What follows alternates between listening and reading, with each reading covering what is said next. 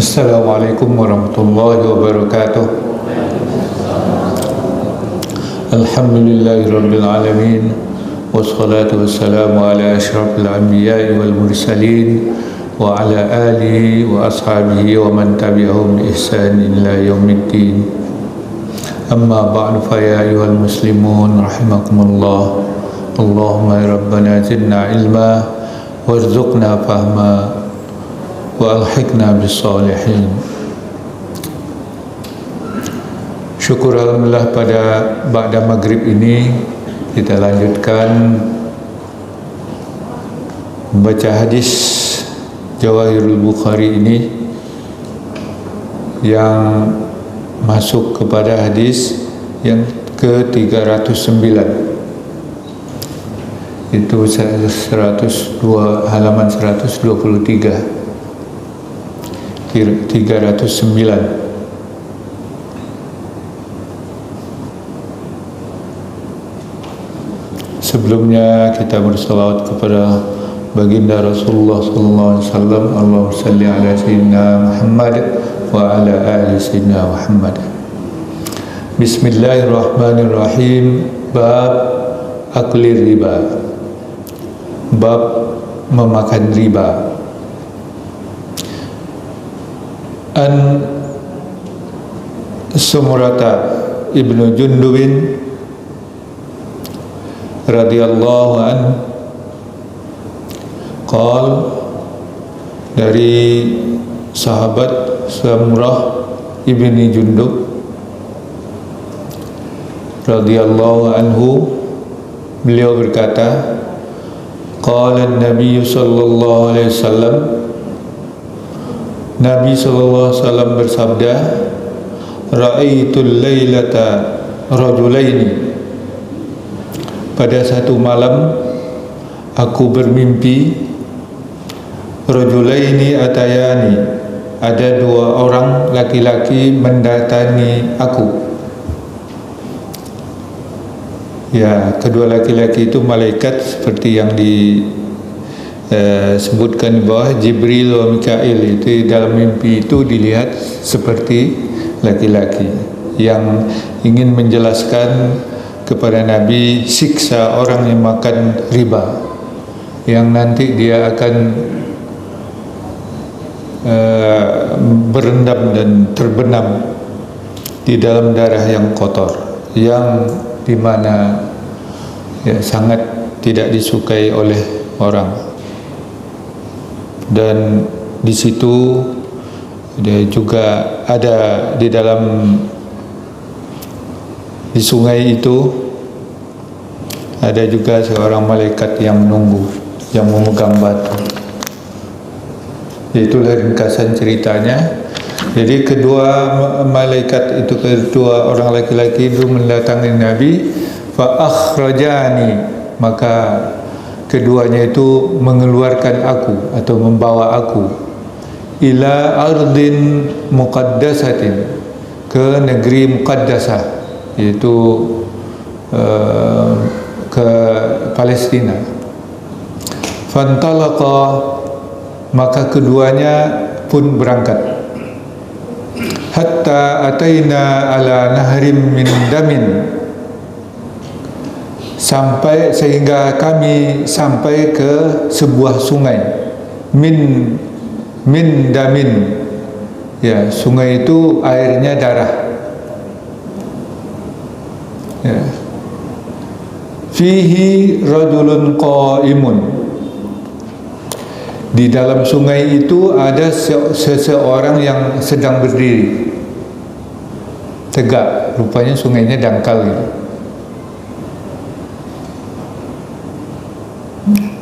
Wa ala wasatin nahar, dan di tengah sungainya ada seorang laki-laki, baina yadaihi hijarah, di tangannya, di salah satu tangannya ada batu.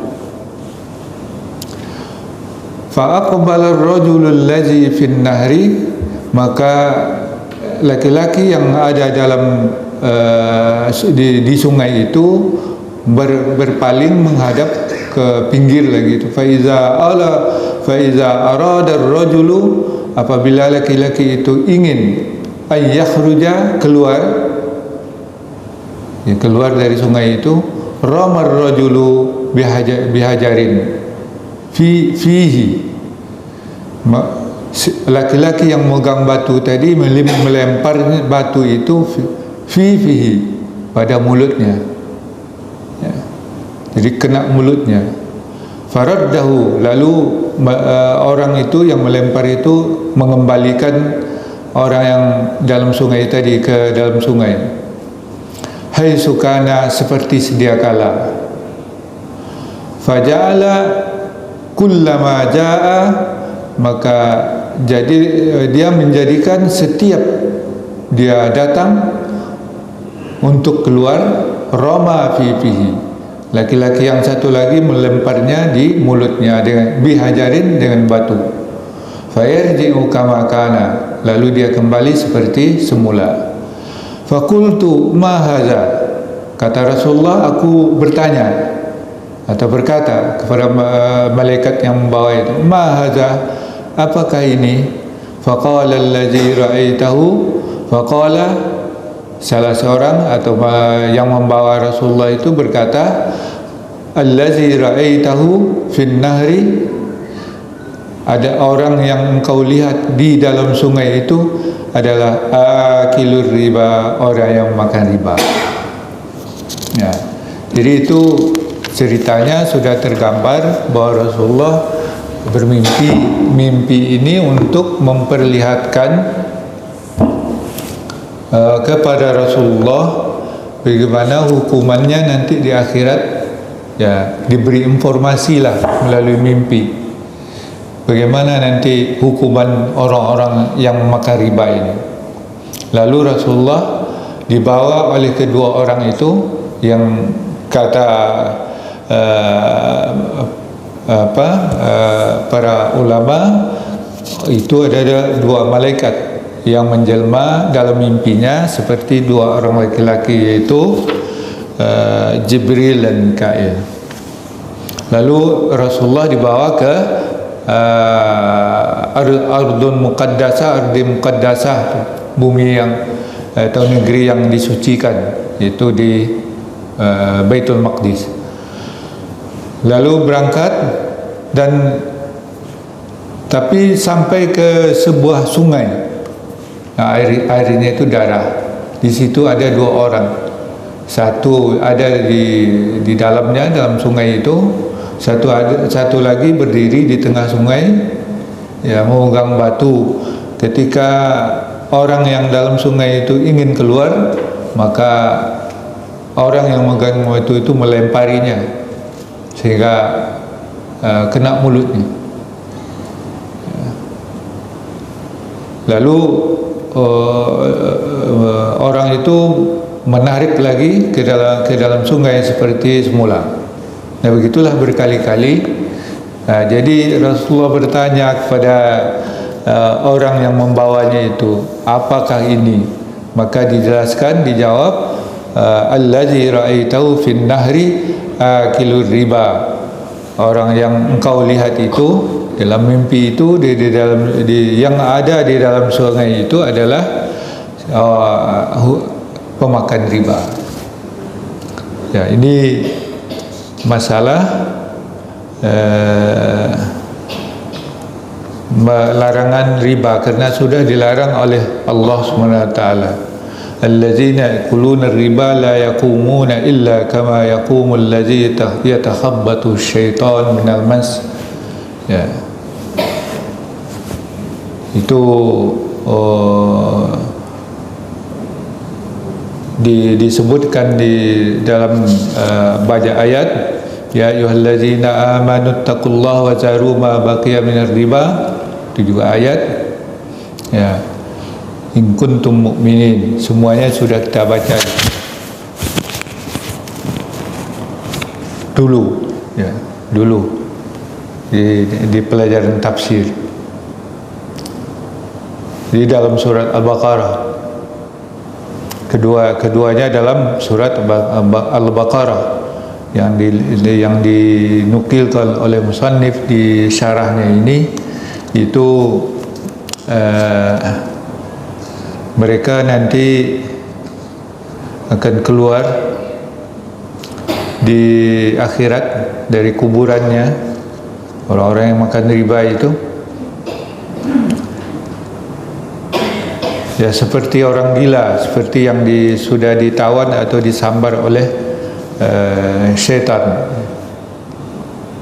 Yang kemudian larangan dari larangan memakan riba. Wahai orang-orang yang beriman, bertakwalah kepada Allah, wa zaru ma baqiya minar riba. Tinggalkanlah riba yang masih tersisa. Ya, siapa yang masih mempraktekkan riba, segera ditinggalkan. Fa in lam taf'alu, maka jika kamu tidak melakukan, maka umumkanlah perang dari Allah dan Rasulnya. Dan jika kamu taubat, maka kamu mendapat pokok atau modal harta kamu, dan kamu tidak berlaku curang dan tidak pula dicurangi. Jadi pelarangan riba ini sudah ditetapkan oleh Allah SWT dalam syariat agama, supaya kita menghindari hal-hal yang nanti membawa kita kepada riba.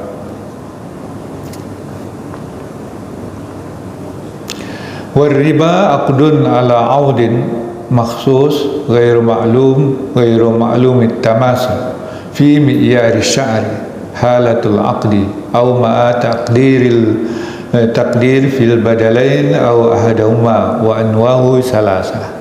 Riba itu adalah akad kontraknya atas suatu benda tertentu yang tidak diketahui ukurannya atau timbangannya dalam standar atau ukuran syarak. Ya, ketika terjadinya akad atau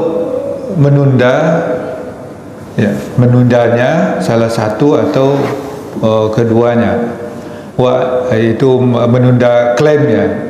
Wa anwa'uhu salasah, dan pembahagiannya ada 3. Yang pertama, yang alif hamzah, riba al-fadal. Namanya riba al-fadal. Artinya penukaran atau jual beli dibarengi dengan pertambahan salah satu barangnya atas yang lain. Termasuk dari riba fadal ini adalah riba al-qarad, yaitu yang berhutang, riba hutang. Wa huwa kullu qardin usturita fihi jarru naf'il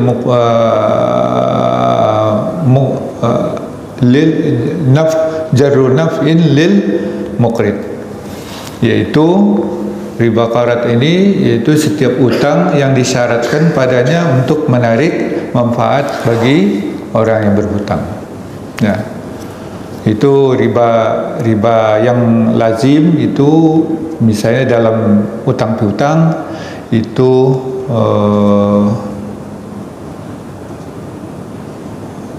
ya disyaratkan itu lebih ada manfaatnya. Kemudian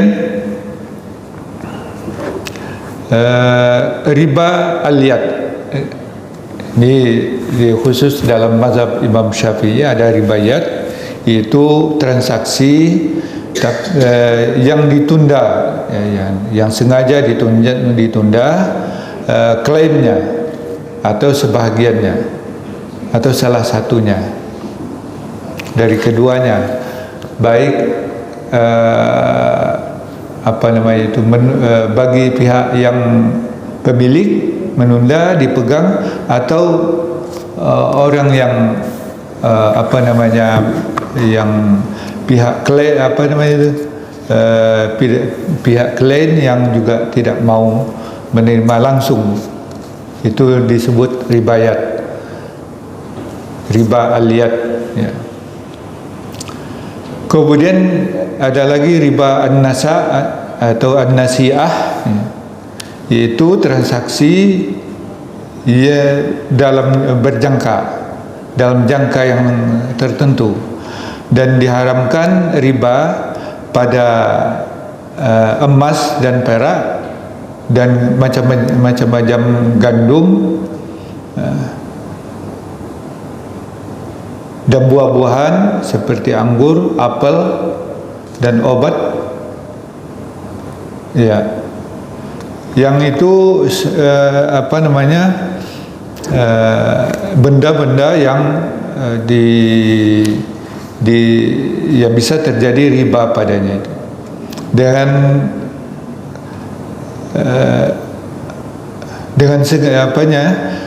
seperti emas dengan emas. Disyaratkan kalau terjadi pertukaran atau penukaran emas dengan emas, maka disyaratkan bagi sahnya itu, yaitu kedua pihak dan kedua barang itu yadan biyadin, harus langsung, gitu. Pertukaran langsung yadan biyadin dalam satu yang tidak ditunda-tunda. Kemudian yang kedua, mengklaim pada majelis akad sebelum berpisah. Jadi penerimaan serah terima barang itu kemudian sama di antara keduanya secara meyakinkan, baik sukatan atau sukatan dalam timbangan atau sukatan dalam sukatan itu di mikyalnya alatnya gantang, cupak atau liter, ya. Itu sama persis, tidak boleh dan berat dan bobot juga sama kalau yang ditimbang. Wa in ikhtalafa bil jinsi, meskipun berbeda pada jenis. Wattafaqa fi illatir riba, dan kedua pihak dalam penyebab riba, seperti emas dengan perak dan gandum dengan jenis gandum yang lain, ya. Itu disyaratkan kalau ada perbedaan dua jenis yang akan dipertukarkan, seperti emas dan perak dan gandum dengan jenis gandum yang lain, maka syaratnya itu transaksi aktual, jadi tidak boleh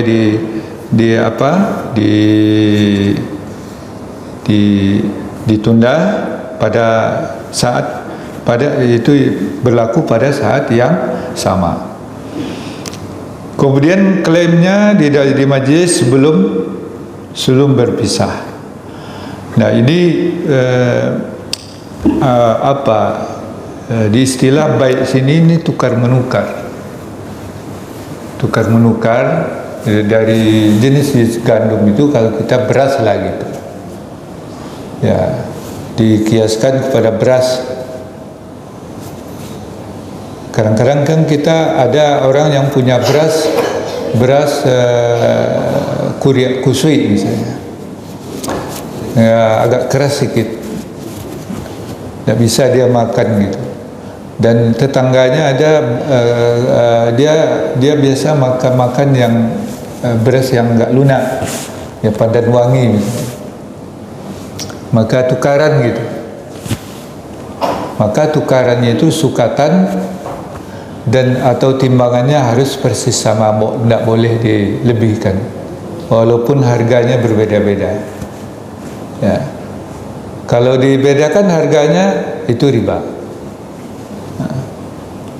Misalnya, kurik kusyuk itu lebih murah daripada pandan wangi, ditukarlah 1,2 kurik kusyuk kurik kusyuk ya, ditukar dengan pandan wangi dengan sekilo gitu. Nah itu yang 2 ons itu riba. Jadi tidak boleh. Emas begitu juga. Misalnya satu orang ada punya gelang, satu anting, mau tukar gitu, beratnya harus sama persis, walaupun jenisnya berbeda. Kalau ada dilebihkan itu namanya riba apa? Yang riba fadal tadi termasuk ya utang yang berjangka dan disyaratkan kelebihan, dan apabila ditunda pembayarannya bayarannya ditambah. Itu lebih buruk lagi, atau riba yang terburuk lagi, yang seperti itu.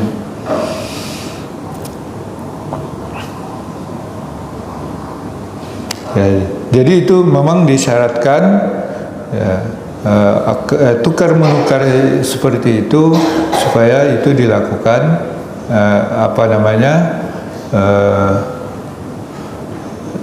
aktual gitu, artinya dilakukan baik akadnya, baik klaimnya pada di tempat sebelum berpisah dengan syarat-syaratnya tadi. Tidak boleh ada perbedaan timbangan atau sukatan yang dilakukan kalau yang menyangkut dari emas atau perak atau makanan tadi, makanan pokok tadi, seperti dan juga termasuk buah-buahan. Sedangkan yang nasiah, ya penundaan itu kalau dalam mazhab Imam Abu Hanifah, ribayat ini termasuk riba nasiah. Jadi penundaan klaim itu baik yang dimanfaatkan atau tidak, atau disyaratkan atau tidak manfaatnya, itu tetap riba. Sebab penundaan klaim ketika sudah terjadi jual beli atau tukar menukar, itu kalau penundaan klaim itu bisa berpotensi ya merugikan pembeli. Artinya intifa, pemanfaatan barang yang dibeli atau yang ditukar itu tertunda juga. Ya. Jadi itu, atau juga yang punya yang punya barang asli yang punya barang, kalau diklaimnya ditunda, bisa saja dia memanfaatkan sebelum diserahkan ke seperti buah-buahan misalnya. Misalnya durian lebat buahnya udah jatuh gitu, udah mulai masak, datang pembeli, beli borong satu pohon, boleh beli, terjadi akad tapi tunda 3 hari, itu riba. Karena nanti selama 3 hari duriannya jatuh, siapa yang ambil? Ya umpamanya seperti itu. Jadi, karena buah-buahan seperti tupah ini, apel ya, apel itu kalau harganya mungkin lebih mahal. Kalau durian itu lebih mahal harganya mungkin, apalagi musang king lebih mahal harganya. Jadi hati-hati kita kalau tukar menukar atau utang piutang atau jual beli.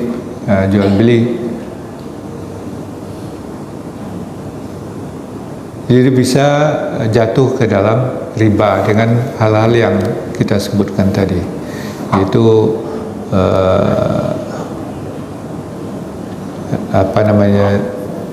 pembayaran yang disyaratkan bagi utang piutang, ya, kelebihan yang disyaratkan, juga penundaan klaim, dan juga perbedaan berat sukatan barang-barang yang dipertukarkan. Inilah yang diingatkan oleh Allah Subhanahu wa taala.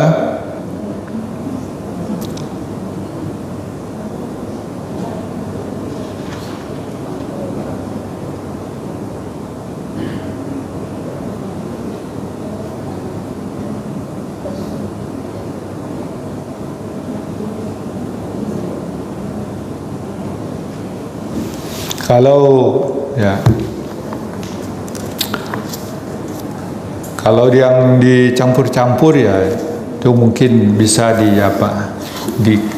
dihargakan. Jadi, tapi yang penting sekarang diingatkan adalah pemakan riba ini dalam hadis ini yang diceritakan itu bahaya atau dosa pemakan riba. Riba ini menghisap itu orang yang terdesak. Itu prinsipnya, itulah sebabnya itu dilarang oleh Allah Subhanahu wa taala.